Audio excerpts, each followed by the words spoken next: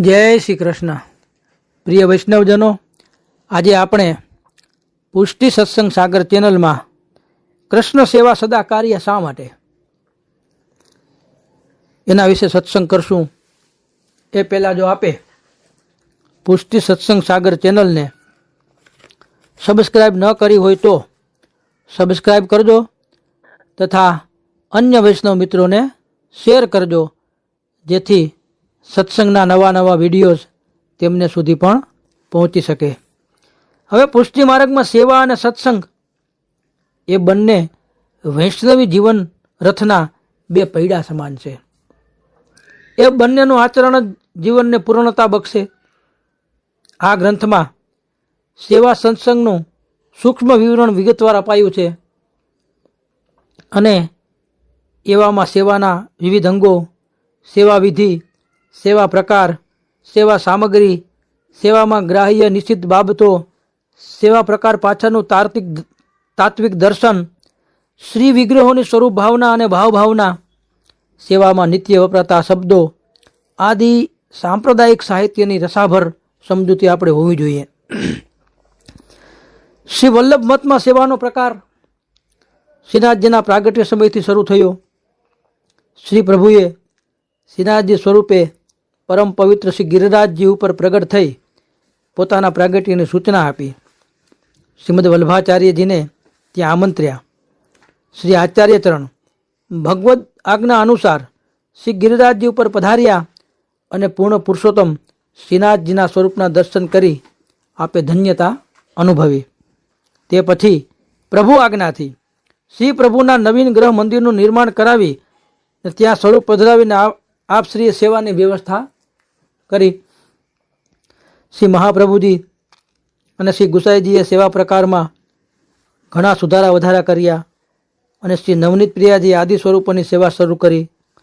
પુષ્ટિ માર્ગની સેવાની નીતિ રીતિ નિશ્ચિત કરી આપી.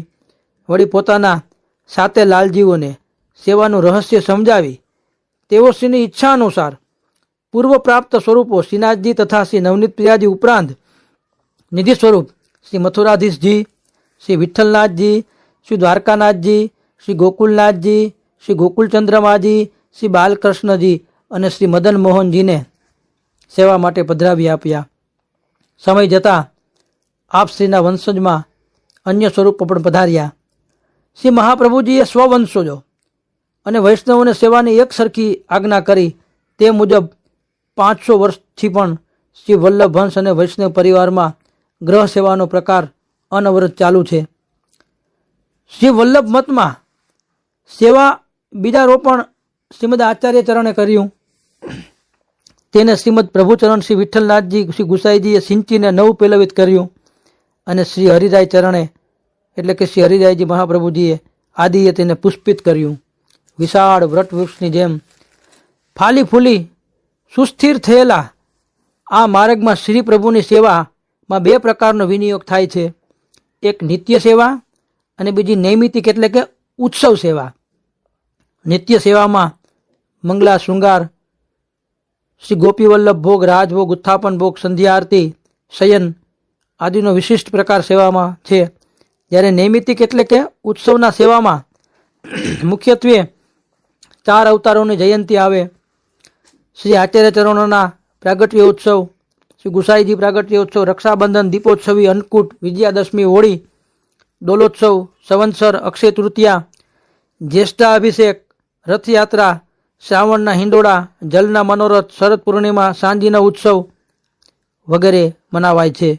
ઋતુ અનુસાર મનાવાતા ઉત્સવોમાં સોના ચાંદીના બંગલા, વિવિધ પ્રકારના ખસ, ચંદન, પુષ્પકલીઓ તથા કાચના બંગલા, હિંડોળા, પલના, જલના મનોરથોમાં નૌકા વિહાર આદિનો મનોરથ થાય છે.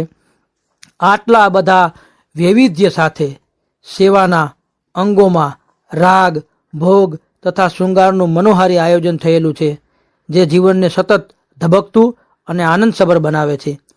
સેવા વિધિ પણ મનોવૈજ્ઞાનિક પદ્ધતિએ નિશ્ચિત થયેલી છે, છતાં એટલી તો સહજ અને સરળ છે કે કોઈ પણ જીવ જો સમજપૂર્વક અને મનોયોગપૂર્વક એમાં ચિત્તને પરોવે તો તેનો બેડો પાર થઈ જાય અને આ જીવનમાં તેને સાક્ષાત ભગવદ અનુભવ થાય.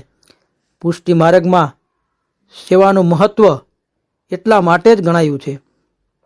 અલબત્ત જીવન રસાયણથી સભર એવો આ સેવા માર્ગ અર્થાત પુષ્ટિ માર્ગ શ્રી વલ્લભ મતની પાંખ છે, જ્યારે જ્ઞાન માર્ગ શુદ્ધાદ્વૈત સિદ્ધાંત એ શ્રી વલ્લભની આંખ છે, અને આંખ વિના કેવળ પાંખથી ઊંચી ઉડાન ભરી શકાતું નથી. માટે જ જે સિદ્ધાંતના મજબૂત પાયા ઉપર શ્રી વલ્લભ મતની ઇમારત ખડી કરાઈ છે, તે સિદ્ધાંતના ઊંડાણ ઉપર એક નજર નાખી લેવી આ તબક્કે સમુચિત થઈ પડશે. કારણ કે શ્રી વલ્લભ આચાર્યજીની પણ એ જ આજ્ઞા છે કે શાસ્ત્રને સારી રીતે સમજીને પણ મન, વાણી અને દેહથી શ્રી કૃષ્ણના સેવા સ્મરણ કરવા જોઈએ. જગતગુરુ શ્રીમદ વલ્લભાચાર્યજીએ શ્રી વલ્લભ મતને 2 શ્રેણીઓમાં પ્રતસ્થ કર્યો છે. એક જ્ઞાન માર્ગ શુદ્ધાદ્વૈત મત અને બીજો ભક્તિ ક્ષેત્રે પુષ્ટિ માર્ગ. પ્રથમમાં સાંસારિક દુઃખોમાંથી નિવૃત્ત થયા પરાત્પર પરમ બ્રહ્મની આરાધના ચિંધી, કારણ કે શુદ્ધ અદ્વૈત બ્રહ્મ અને સારસ્વત કલ્પના શ્રી કૃષ્ણમાં કોઈ ભેદ નથી. અદ્ભુતમાં શ્રી કૃષ્ણ જ જગતમાં વિવિધ નામ રૂપે વિલસી રહ્યા છે. પુષ્ટિ માર્ગમાં પરમ બ્રહ્મ શ્રી કૃષ્ણના સાકાર સ્વરૂપની વાત્સલ્ય ભાવે સેવા પદ્ધતિ પ્રચલિત કરીને નામ સ્મરણમાં અષ્ટાક્ષર મંત્ર અને સેવા પ્રકારમાં પ્રસ્થાપિત કર્યા. સેવા સ્વીકારનાર માટે સૌ પ્રથમ દયાળુ શું ગુરુદેવને શરણે જવાની આવશ્યકતા પણ બતાવી, કેમ કે ગુરુ વિના જ્ઞાન કે ભક્તિ મળવી મુશ્કેલ છે. શ્રી ગુરુદેવ દયા કરીને પ્રથમ અષ્ટાક્ષર મંત્ર અને પછી અધિકાર પ્રાપ્ત થતાં બ્રહ્મ સંબંધ આપે છે. અષ્ટાક્ષર મંત્ર પરમ શ્રેયકારી અને નિર્દોષ છે. કૃષ્ણાત પરમ નાસ્તિ દેવમ વસ્તુ દોષ વર્જિતમ, એટલે કે કૃષ્ણ સિવાય બીજા કોઈ દેવી દેવતા દોષ રહિત નથી, બધામાં દોષ છે.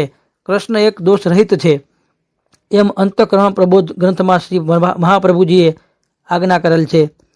વળી શ્રી કૃષ્ણાશ્રી ગ્રંથમાં સેવા માર્ગનું મહત્વ સમજાવતા સ્પષ્ટ આજ્ઞા કરે છે કે સર્વ માર્ગેષુ નષ્ટેષુ ક્લૌચ ખલિ ધર્મિણી પાષંડ પ્રચુરે લોકે કૃષ્ણ એવ ગતિર્મમ. આવો ભાવ જ્યારે મનમાં દૃઢ થાય અને યશોદોત્સંગ લાલિત નંદનંદનનું સ્મરણ અને એમની જ સેવા એ જ મારો ધર્મ છે એવી જીવને પ્રતીતિ થાય, તે સેવાનું પ્રથમ લક્ષણ.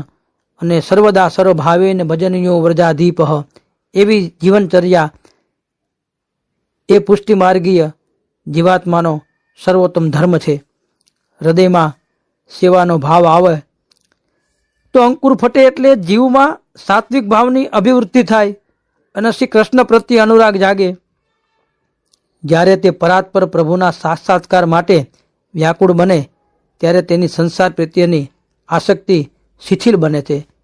આટલી પૂર્વ તૈયારી થાય ત્યારે શ્રી આચાર્યચરણ બ્રહ્મ સંબંધ આત્મનિવેદનની દીક્ષાનું દાન કરી જીવનો ઉદ્ધાર કરવાની દયા કરે અને સેવાનો અધિકાર આપે. શ્રી વલ્લભ મતમાં સેવા એ જ ચરમ સાધના છે. શુદ્ધાદ્વૈત જો જ્ઞાન માર્ગના યાત્રિકોનો ભૂમિયો છે, તો પુષ્ટિ માર્ગ નિસાધન ભક્તો માટેની જીવન નૌકા છે. પુષ્ટિ માર્ગમાં સેવાનું જ પ્રાધાન્ય છે અને સેવામાં શ્રવણ કીર્તન વિષ્ણુ સ્મરણમ પાદ સેવનમ એ નવધા ભક્તિ સમજાઈ જાય.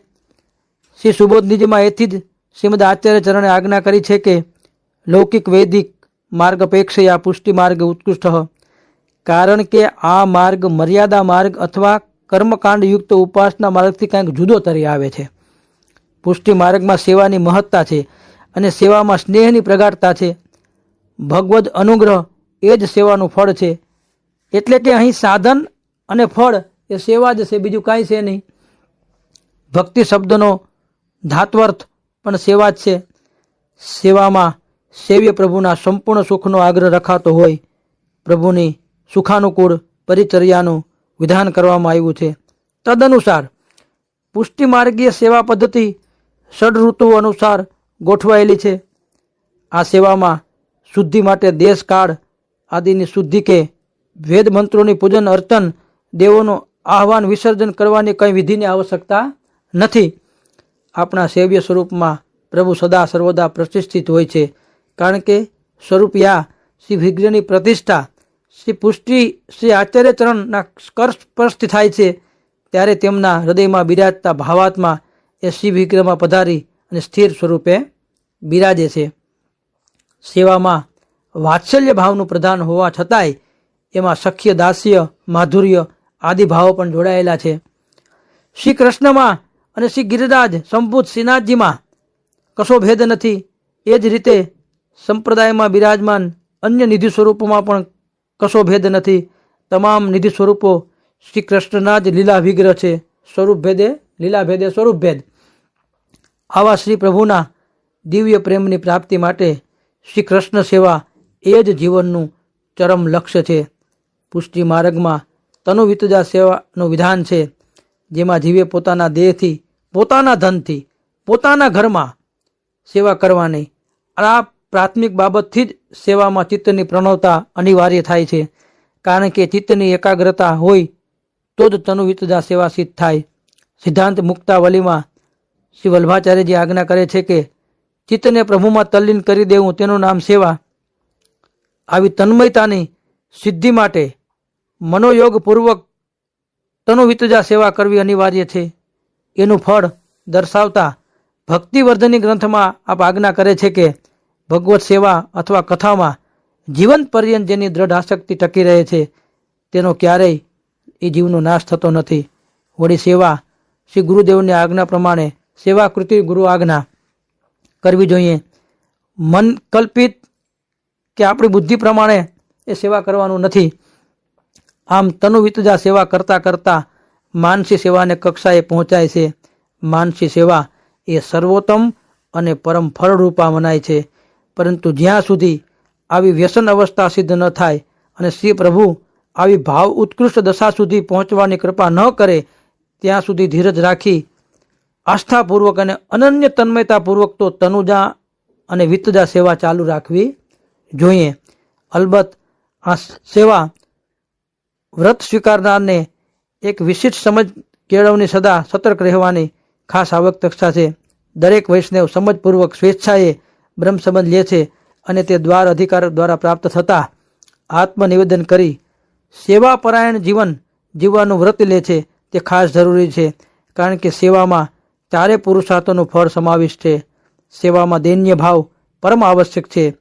દૈન્ય એટલે કે રોટલાપણું કે ગરીબડાપણું અરગી જ નહીં, પણ બ્રહ્મ સંબંધ વખતે કરેલ સર્વ સમર્પણનું સતત સ્મરણ કરાવે. જો આપણે શ્રી ગુરુદેવની કાનેથી શ્રી પ્રભુને ચરણે સર્વસ્વ સમર્પિત કરી દીધું છે તો પછી આ જગતમાં આપણું કાંઈ કહેવાય નહીં કે કશું રહેતું નથી. પછી આપણું શરીર અને આપણો આત્મા સુદ્ધા પણ આપણા છે નહીં, એ પ્રભુના સોંપી દીધા આપણે. આવો સર્વત્યાગી સેવક તે વૈષ્ણવ અપરસ જાળવવાની ધૂનમાં પરિવારજનોને પણ અસ્પૃશ્યને જેમ છૂટછૂટ કરે તે ન ચાલે. સેવામાં તો ભારોભાર વિનમ્રતા હોય. વિનમ્ર ભાવે સમજપૂર્વક સેવા થતી રહે તો જ પરા સેવા માનસી સુધી પહોંચાય, નહીતર તો જળવત ચાલ્યા કરે, એક ખાલી ક્રિયા માત્ર રહી જાય. તો આ સેવા વિધાન અને સેવાનો પ્રકાર આપણા પુષ્ટિ માર્ગમાં આદરણીય છે. હરેક વૈષ્ણવ પોતાના ઘરે પ્રભુ બિરાજતા હોય તો પરિવારના સભ્યોને પણ એમાં સંમલિત કરે. નાની એવી સેવા, જેવો જેનો સમય એ પ્રમાણે, પણ કોઈના ભાવનું ખંડન ન થવું જોઈએ. તેનું ખાસ ધ્યાન રાખો. શ્રી વલ્લભાધીશ કી જય.